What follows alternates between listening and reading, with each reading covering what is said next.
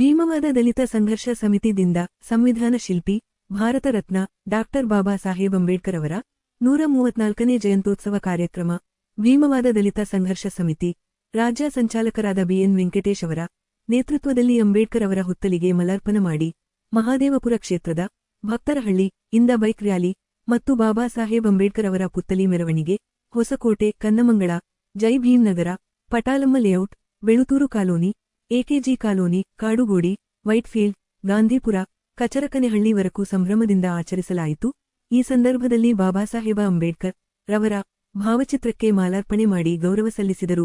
ಈ ಸಂದರ್ಭದಲ್ಲಿ ಭೀಮವಾದ ದಲಿತ ಸಂಘರ್ಷ ಸಮಿತಿ ಬಿಎನ್ ವೆಂಕಟೇಶ್ ರಾಜ್ಯ ಸಂಚಾಲಕರು, Siddaraju D K Kumar, Savithramma, Nagaveni, Divya, Babu, Mahadeva, Sonnegowda, M Manjunath, BV Manjunath, GR Venkatesh, Karunakar, Khadeer ಮತ್ತು ನಾಯಕರು ನೂರಾರು ಸಂಖ್ಯೆಯಲ್ಲಿ ಕಾರ್ಯಕರ್ತರು ಭಾಗವಹಿಸಿದ್ದರು.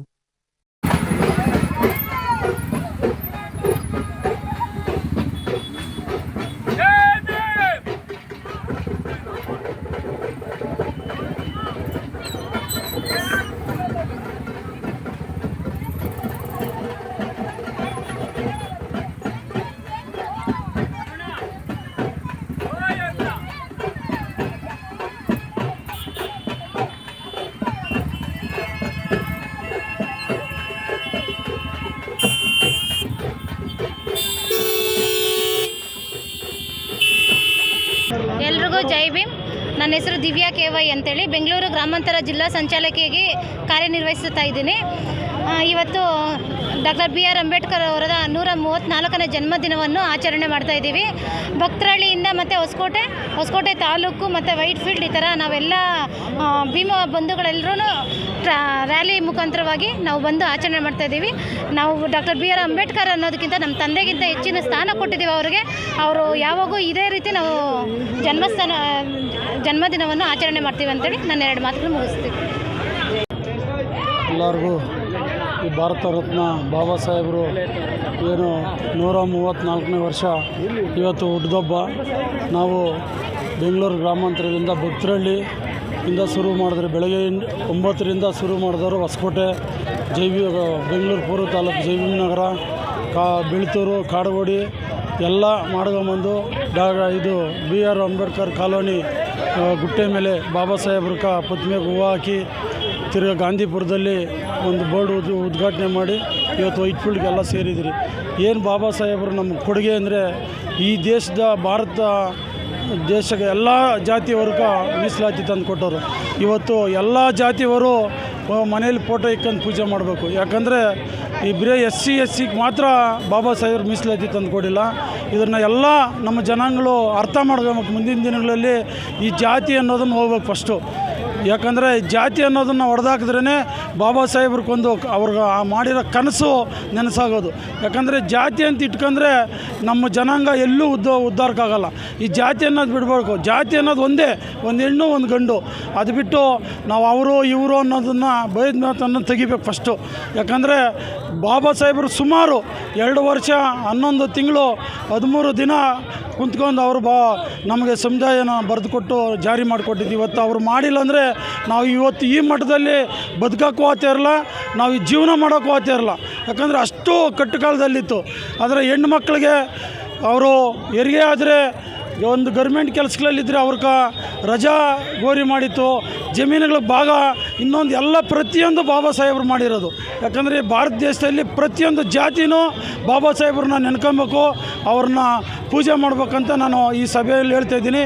ಎಲ್ಲ ನಮ್ಮ ರಾಜ್ಯ ಜಿಲ್ಲೆಗಳಲ್ಲಿ ಎಲ್ಲರೂ ಇವತ್ತು ಪ್ರತಿಯೊಂದು ಜಿಲ್ಲೆಯಿಂದ ಎಲ್ಲ ನಮ್ಮ ಸಂಘದ ಕಡೆಯಿಂದ ಎಲ್ಲ ಜಿಲ್ಲೆಗಳಿಂದ ಮಾಡ್ತಾಯಿದ್ದಾರೆ.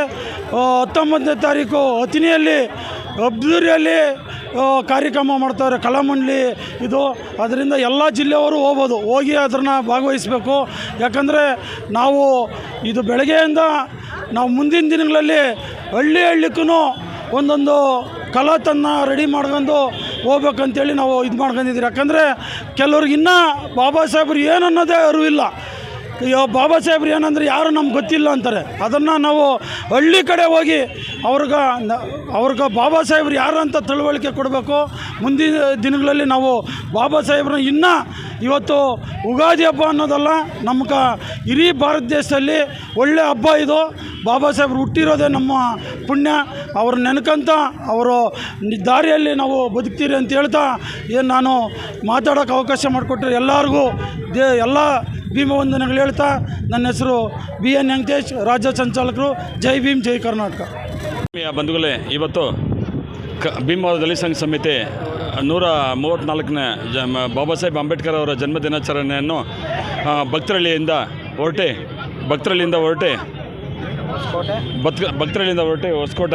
ಹೊಸಕೋಟೆ ನಮ್ಮಲ್ಲಿ ಕನ್ಮಂಗಲ ಅಂಬೇಡ್ಕರ್ ಡಾಕ್ಟರ್ ಬಾಬಾ ಸಾಹೇಬ್ ಅಂಬೇಡ್ಕರ್ ಅವರ ಪ್ರತಿಮೆಗೆ ಮಾಲಾರ್ಪಣೆ ಮಾಡಿ, ಅಲ್ಲಿಂದ ಹೊರಟು ಕಾಡುಗೋಡಿಗೆ ಬಂದು ನಾಮಫಲಕ ಉದ್ಘಾಟನೆ ಮಾಡಿ, ಮತ್ತು ಗಾಂಧಿಪುರ ನಾಮಫಲಕವನ್ನು ಉದ್ಘಾಟನೆ ಮಾಡಿ, ಮತ್ತು ಇಲ್ಲಿ ಬ್ರದರ್ಸ್ ಬೇಕರಿ ಹತ್ರ ಬಂದು ಸೇರಿದ್ವಿ.